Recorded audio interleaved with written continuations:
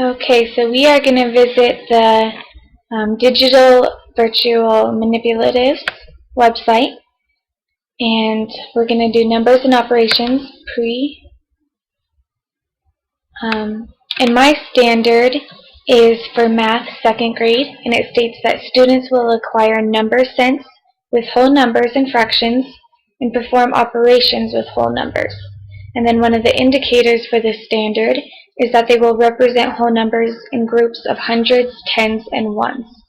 And to teach this tool, I would use the base blocks tool, so click on that, run this time.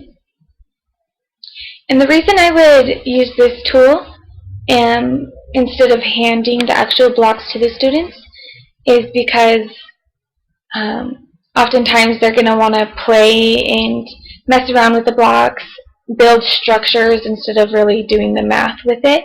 So I think this would be a good way to do it electronically, then they're not physically manipulating it and you know, doing things they shouldn't be with the blocks. But also they do get to physically manipulate using the technology, so it's still very engaging.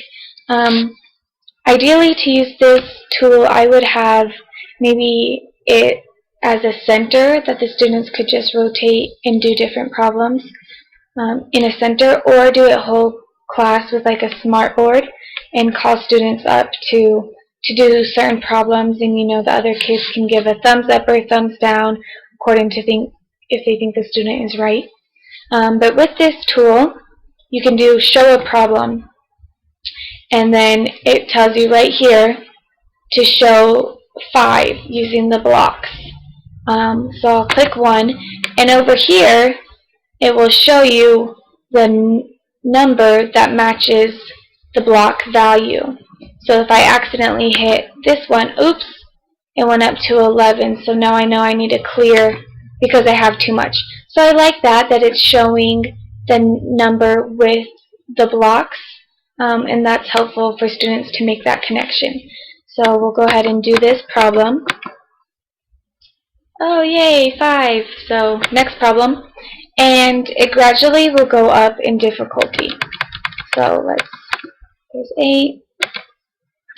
So now 64. So I like that too. So if the students get one wrong, it will decrease in difficulty, or if they're getting them right, it will increase in difficulty, which is really nice that it's scaffolding that development and making things more difficult, especially because it's easy assessing students using a tool like this instead of having to go around personally and assess each student individually. So I really like that.